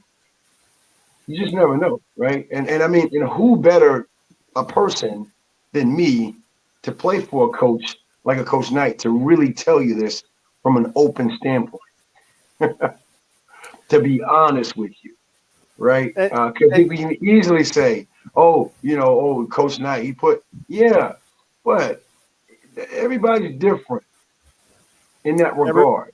Everybody takes things differently. They take criticism differently. Some people need to be lifted. Some people need to be as Taiwan Mullet said in the presser a couple weeks ago. Sometimes you got to rip that ass. Sometimes you do. And first of all, and it's okay, but sometimes you got to be careful how you rip that ass. Yes, I'm just being real. And all that toxic or tough love isn't tough for everybody because you never know how it's impacted where they can't get away from it. So right on, man. Yeah, it's hopefully they get that straightened out. But unfortunately, absolutely that you don't want to see that with any program. But with Greg Marshall last year in Wichita State. I mean, and that was no way that guy's ever going to coach again. Man, and see again, rhetorically speaking, it was that going on when they were winning, and it was just swept under the rug. Now you're not winning. Now somebody want to come out and say, "Hey, coach." I mean, I'm not saying, obviously you can take it how you want to take it, but you become inconsistent all of a sudden. Now it becomes a problem the way someone's coaching and handling. So that's where it's like, sports is a different realm now, Jim. This is a whole different realm of development. And that's why, for my stance, why I'm such an advocate of emotional and mental training, not just from toughness, not just from confidence and words. Players nowadays don't need physical drills and skills. They need to really work on their mind, their paradigms, and shift them big time. That's just kind of why that's the space and place that I'm in. It's a little unique. Not saying it's different or better, but the drills and skills aren't what it really takes to make it now, man. You need emotional training. Well, you got to be equipped with that as well. That's funny you're thinking that. There was a pro athlete that I was thinking last night, and I want to say that he's mentally weak. And by that, I mean he does not handle tough situations. He loses it. And that's Bryson DeChambeau. Yeah. I've watched him blow up in tournament after tournament of late. When things go bad, he cannot handle it, and it just gets worse. And now I know he's under a lot of issues of which he has caused, but he just seems mentally not there. Strength-wise. Think about it from his body growth standpoint of how he went totally against the grain to look like a non-golfer. Yeah. I think it started with that in the sense of, whatever this means, cybergenetics, which is we have two different images. One image that I project the mirror image outside, that inside image. I think he started to grow his inside image to a little bit more than the game, right? And then now people are talking about you. You want to try to have that representation precede you. You're talking about your equipment, your sponsors. No, equipment works. It's you. Don't blame the drivers. Don't blame the brand. It's you, right? So yeah. And again, you're reading the press too much, man. Right? I mean, you're reading the press a little too much. Think about Michael Jordan, whether he said this directly or not, but it's in the same realm. Interview several years ago, Michael Jordan with the magazine Aficionado, Cigar magazine. Oh, yeah. Okay. And I got some cool stories I want to talk to you off air about that, and then I want to see if I can talk about it on. Oh, you can talk about it. But okay, well, cool. But I want to tell you before I want to preempt it. But anyway, the discovery was he said, "Man, I don't know if Michael Jordan said I don't know if I will be able to survive in this social media realm because he was so private." But to me, I knew about his cigar habit. That's what I want to talk about. I knew about cigar habit. That's his least habit of problems. But I know. But what I'm saying is, but think about the image. Say no. See, I'm just saying. See, like say no to drugs but now, what if people found out I did this or whatever? Can you imagine if the pictures of the locker rooms that's what I'm saying. 15 years ago came out? That's what I'm talking about. Smoking, drinking, every one of them in there. That's what I'm talking about. And what led him to that? So my point, and we'll talk about that later with Michael Jordan. What's leading Bryce DeChambeau to become his own worst enemy? What is eating you inside? Right? And again, yes, it's mental toughness, but also it's emotional intelligence. You're losing it. Before you manage up, you got to learn how to manage yourself. You're not managing yourself. You are a public figure, dude. People paying you, they're paying you millions of dollars to swing their clubs. And I'm not saying he's not grateful, but something's going on with him way deeper than I think we probably understand. Man, Charlie's a counselor, a coach, a psychiatrist. You got it all. Man, you're seriously, you got it. It's all true. Well, it's all true. We don't think about it. I thank you for the acknowledgement, man. And I say this, I'm not saying it's this easy for Charlie. This is the path I chose as player development. That's different. That's not X's and O's. Go coach at an NAIA school, D3, no disrespect to them, and then all of a sudden you want to become an assistant coach or head coach. This path is a whole other path that what I talk about passionately because I'm living. Damn them skills and drills, man. There's something going on in this freaking world emotionally where we can't manage ourselves and we're starting to see ourselves too much versus seeing other people. So when you get a Tom Allen that comes to Indiana and says love each other, they have no idea that walk of faith those players are taking in the 3 T's. Think, train, and trust. That's all they have done with Coach Allen. They think like him, they train like him, and they trust what he's saying. And now you're starting to see a turn for the better at that program. And that's just kind of what I'm at. And that's where I'm at as a holistic development coach. It's not the physical realm. It's everything, man. I'm not trying to get on a tangent, but that's kind of why I do what I do and how I'm able to travel and reach so many different people in different markets because of this. How hard is it to get people to live in that mode of thought? Because it's not hard. The mode of thought itself is hard. It's great, as a matter of fact. But old habits are just hard to break. It's just like golf. Man, it's like you're doing this thing wrong, you got to do it over and over and over. And the one time you don't think about it, bam, you Well, right. And it takes time because I don't water hose people. I used to when I first started. I was excited about this information, so I would verbal vomit, I would call it. I don't do that anymore. I think you talked about you talk about habits, right? So the way I look at habits now is when you develop habits, and habits are a fixed idea. You said something enough, you've done it enough where it's fixed. You can't reject it. All you can do is accept it. And I'll give you a little cool thing I do with people. It's kind of funny. People receive it. But with that being said, when you develop good habits, time is on your side. So guess what you get? You become patient. So all that discipline and all that stuff you don't need because it's on you all the time. You don't have to be on. What's your game face?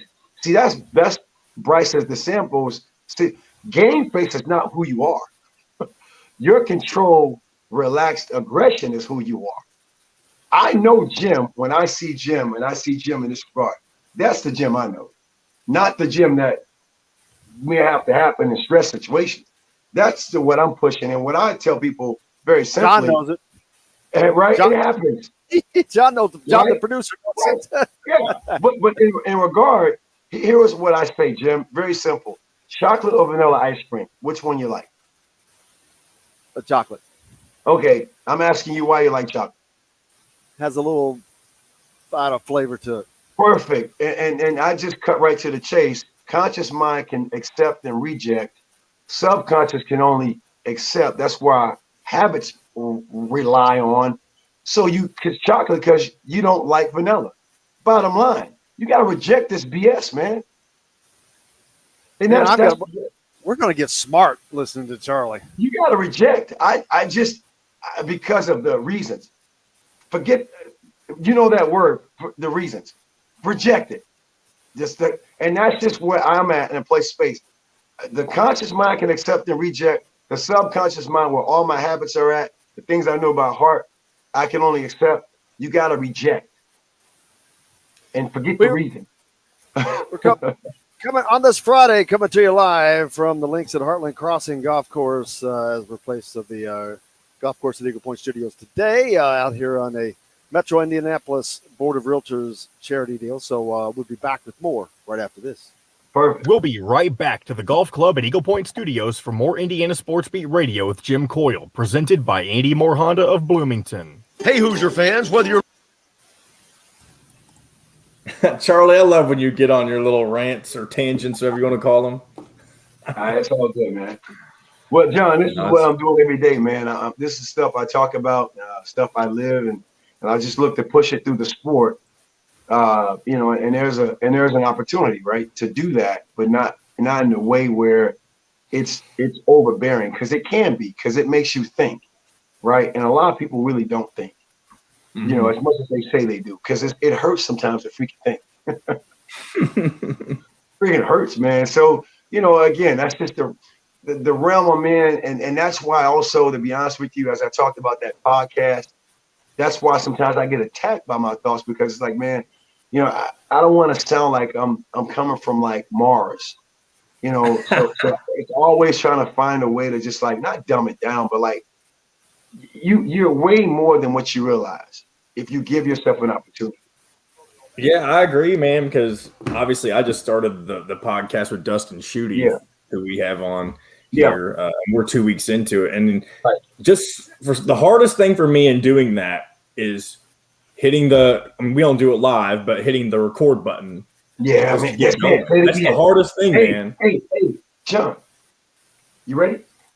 Yeah, I'm ready. Go ahead. John, that's the habit.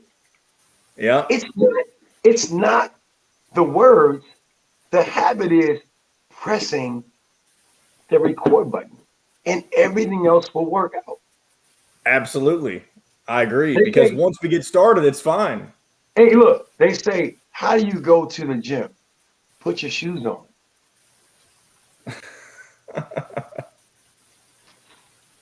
You see what I'm saying? Put your shoes on, open the door, listen to the action words.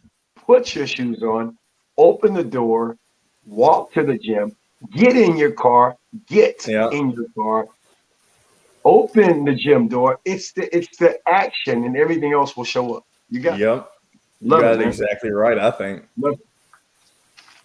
Love it, man. You gotta be like that. You gotta be like Will Levis. Eat that banana with the peel on it.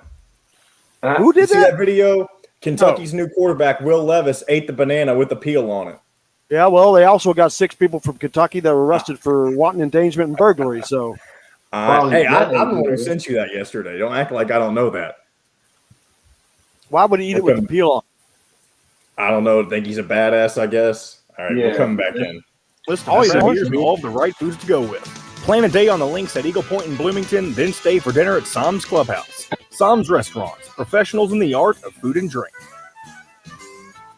This segment is brought to you by Andy Moore Honda of Bloomington.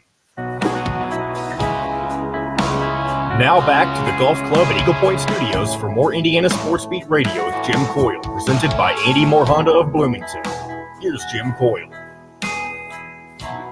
Welcome back. Indiana Sports Beat Radio coming to you on this Friday. We're live out here at the links at Heartland Crossing Golf Course. Normally, of course, at the Golf Club at Eagle Point Studios, but out here for charity deal for the Metro Indianapolis Board of Realtors. Cheryl Sizemore from Remax, a big part of that, one of our sponsors. We appreciate her. Rick Perez, winner of yesterday's Men's Open at Eagle Point, walking by. Man, we got to get you up to play some golf, Charlie. Man, I definitely would love to. And I'm getting better, too. That's the scary part because athletes are always good. It doesn't take long. No, I'm getting better, man. It's like interesting enough. Proud of the score. The last 3 rounds I played, different courses. I was in Seattle. I was in Cedar Rapids. I actually scored a 93 on all the last 3 rounds. And I mean, that's a big feat for me. Well, you just started playing, right? Yeah, I mean, in a sense, being consistent playing. And now, like, and that's the problem being an athlete, because then, you start doing crazy stuff. Like, camp starts at 9 o'clock. Wednesday night, I'm like, hey, how early can you get open? She say, I got there at 6 o'clock. So, hey, okay, I'm gonna come, and literally Thursday morning, okay, I'm coming. I'll be here 6:30. I want to play 9.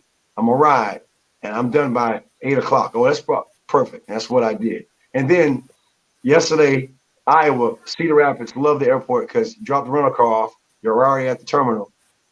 You know what? It's 3 o'clock.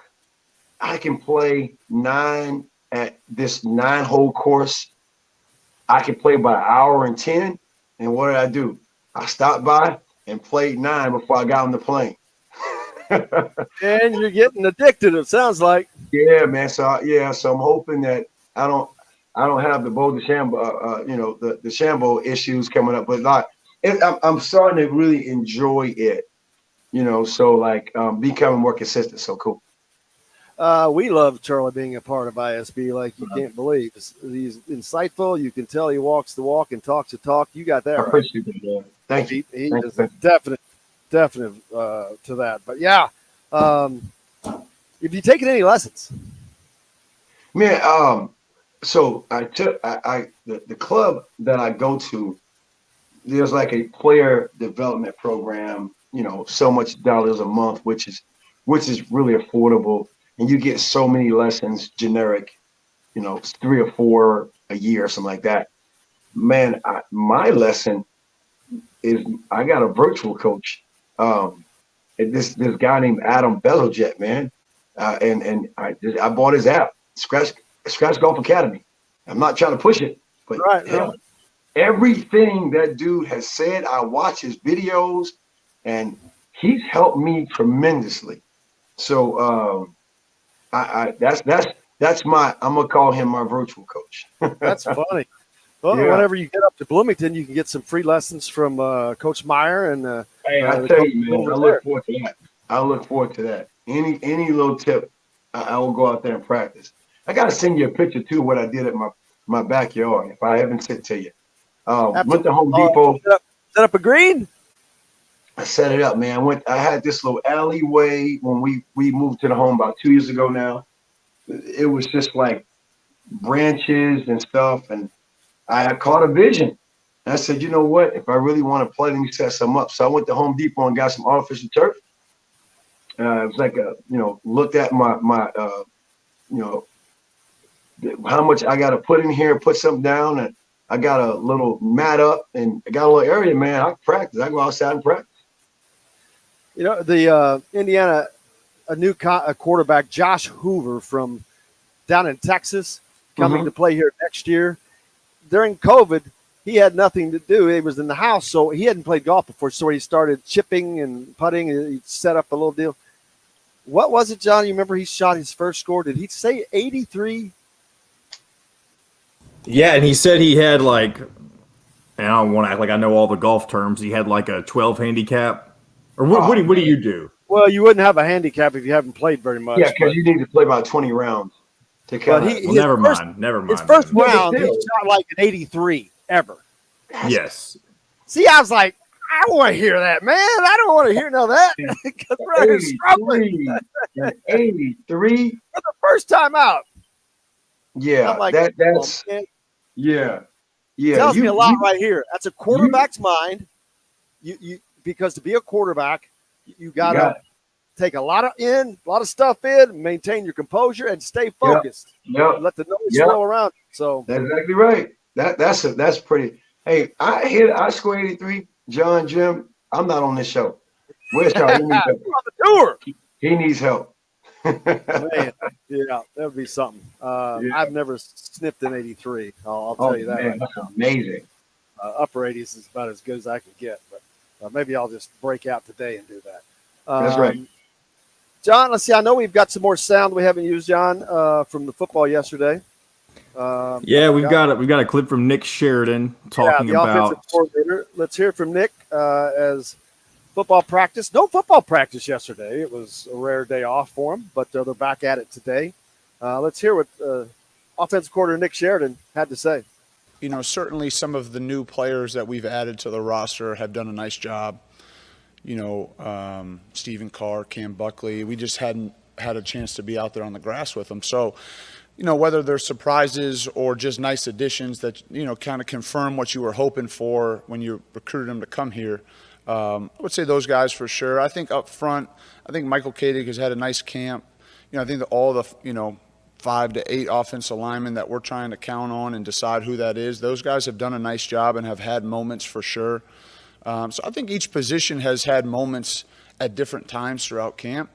I wouldn't say, there's been surprises necessarily, just some confirmations. And yet we still recognize with the time that we have before kickoff, we still have a lot of work to do. I think the thing that's different between offense and defense at times is, we have to execute with all 11 players together. We can't have 10 guys doing their job and, one position doesn't, because you just can't operate that way. You might have the play completely blocked up, but if the, snap is a little off, you can't, it looks like a bad play. So I think the focus for the whole group, is consistency. We've got to play more consistent. I think we've shown that we have the ability and can do that, but you got to do it down in and down out. You get to a game, you got 70, 80, 90 plays for 4 straight hours. You got to be consistent down in and down out. So that's been the focus. It'll continue to be the focus leading up to kickoff. Well, that's the same with anything. You've got to be consistent, Charlie, and whether it's football, basketball, soccer, it doesn't really matter. But football is more of one that takes more consistency because you've got 11 guys that have to operate in sync, which can be difficult sometimes. But I love the differences in sports on what makes them different. Like you got football, you've got 11 guys that have to do things. And in basketball, there are 5. One can go off, but you still need that everybody working together or it's not going to work. You've got your individual sports, but it's just sometimes when things are just working, it's like poetry in motion. A good football offense is poetry in motion because everything has to happen this way for it to happen. And the same with basketball. I mean, you just love to see those. It's like, wow, it's just cool looking.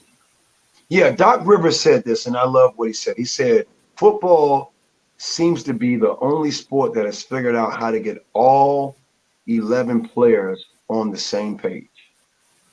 And I feel that is because you have head coaches at every position. Think about that, because we don't call a Dan Fife a head coach of. He's an assistant. In football, you need position coaches. Yeah. They are in charge. Coordinators. They also have coordinators that report to them. With all of the moving pieces and parts, you need all of that. So therefore, and they have a playbook they have to study. So there's a whole other realm of accountability to know all the calls, the sets, the audibles, the reads, the changes. All hands must be on deck, and that's why you need to have that many people involved. So I love what he said. If one person's off, one player's off, our whole scheme is off. You got different positions, tight end coaches, O-line coaches, quarterback coach. They all got to be in sync. So, I mean, it's meetings on meetings on meetings, right? Yeah. Did you play football? I did. I played everything that you can imagine, from center to tackle to guard to tight end to wide receiver to quarterback. You know, when you're young, play everything. Wide receiver, play everything. Well, yeah, but I think that's going away. Unfortunately, today we're seeing, and it's not just didn't start yesterday, but the specialization. Yes, sir. It's going to get worse now with name, image, likeness, I think, especially towards basketball. Right. The guys that play basketball, that's what they're going to play, and they're probably not going to play anything else, which that stinks because, man, in high school, all of those sports are fun. They're fun memories. They're just great, and not being a part of that, it would stink, especially if you're a great athlete or a smaller school. Some schools need those guys to play all those sports, but right. And I think only those guys will know that, right? And I say this with respect to what you said. You don't know what you miss if you don't know. If a guy who's athletic who could play baseball, forget football, could play baseball, but you're going to be a basketball player, you might miss out on a whole realm of opportunity that you didn't even know exists. Not saying because you can, but you might miss out on something that you don't know about, right? So yeah, but I can see how even now, as early as probably your freshman or sophomore, if you're popular, somebody might tell you about your NIL, and all of a sudden you're gonna just do one thing and specialize in that and try to get publicity because of that. Yep. Indiana basketball now off until their first game is going to be November 9th, but you've got Hoosier Hysteria coming up on October 2nd, so it's not going to be as long for people to wait and see this team now. But they're going to be working on a lot of things between then and now. And as good as if anybody thought that they were in the Bahamas, another 6 weeks of practice, that should be a big jump. I mean, there has to be a big jump in that 6 weeks, I would imagine. Well, the jump, I believe is going to be there, but now you also give the coaches and the players relative footage of everybody together, right? Instead of, you keep going off of what they did last season. Now you have relative footage that you can pull to now extrapolate, to now go into, okay, we need to break down this. We got to clean this up. We got to talk to so-and-so about. So now you have things you become more relevant at and really prepare for your first opponent. What I know this weekend we talked about that, but what do you have coming up over the next month or so? Are you traveling more? No. My next camp, I think I said in October, I'll be in Stoughton, Wisconsin. That's the only fall camp I will have. I'm hoping we definitely need to get one set up. I'm hoping we can find a way to put something together for us in between time. I'm hoping we can do that. But outside of that, there's some things that we're looking to do again with my company, Attack Basketball Academy. I'm looking to do some more things online, tutorials, products and services, stuff that I'm talking about with you, that you give me this platform. I start talking about my counseling and my coaching ways, doing more substance of stuff like that to put out so people can have more of Charlie, I should say, in a sense. Can't have enough Charlie Miller, baby. Cannot have enough of Charlie Miller. And as the season comes along, we'll try to get him onto the Rivals website. You guys can talk and ask questions. Speaking of, and then if I can, if COVID related, I'd love to come and do pregame with you, postgame. How we see fit, schedule works out. That would be awesome, man. To be in Bloomington, to do that. Talk to pregame analysis, postgame, review, analysis, and what to look out for next time would be great. That'd be a good learning experience for me too. So. Absolutely looking forward to it. And don't forget, Indiana Rivals has an unbelievable offer right now at thehoosier.com. You can get a year of premium content for just $1.68 a month. That's like $22 for the whole year. It's crazy. Basketball, football, everything there. So go there, get that taken care of. Want to make sure that we're not early. What time is we got a minute and a half or so. You got just under, about a minute and a half. It's hard for me to see the clock with the sun shining in it. But yeah, we got to get something set up for Charlie up here. We've been talking about it, but now I've gotten moved. I've got my daughter moved to Oxford, Mississippi. I'm coming down to Mississippi for an Ole Miss Arkansas game October 9th. IU has a bye week that week, so I'm going to try to jet down there and see that game. So that should be fun. Ole Miss ranked the number one party's place or tailgating place in the country, that Grove. So looking forward to making a trip down there just for the visit. But I'm ready for football to start, man. I'm ready for it to get going. That's amazing. That's good stuff. I bet Bloomington will be rocking, man. I mean, it's, our fans are allowed back into stadium. Yep, absolutely. And you've got the Cream and Crimson game in about a week, so we'll look forward to that as well.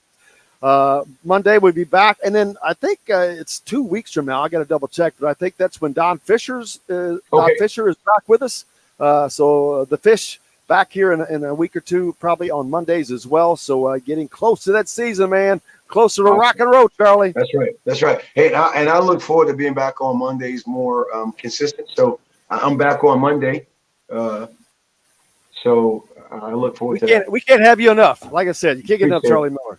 But, man, I cannot thank you enough. As always, thanks to Alec, Lasley from thehoosier.com. Make sure you go there and get signed up.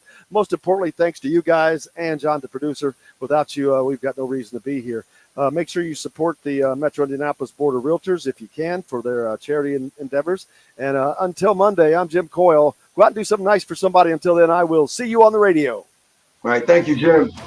Thank you, Charlie Miller.